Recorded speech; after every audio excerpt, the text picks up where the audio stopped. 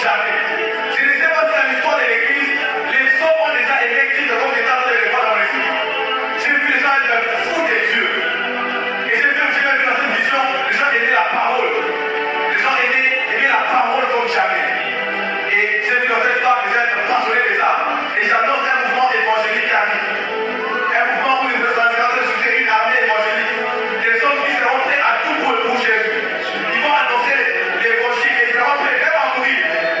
Ils seront prêts à donner la vie pour la cause de l'évangile. Et j'ai vu une génération comme cela.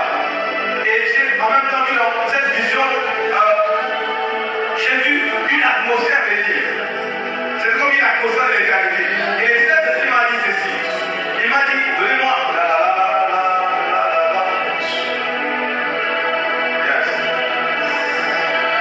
C'était comme une atmosphère. J'ai vu comme une atmosphère venir.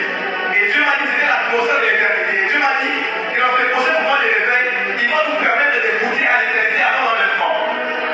Et n'oubliez pas, j'avais dit que la présence de Dieu est la seule plateforme qui te permet de goûter à l'enlèvement avant non, la présence de Dieu est la seule plateforme qui te permet de goûter à l'éternité avant l'enlèvement.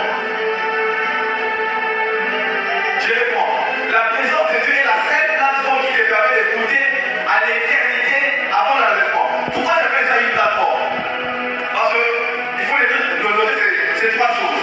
Un, la présence de Dieu, c'est d'abord Dieu répondant présent au registre de l'appel.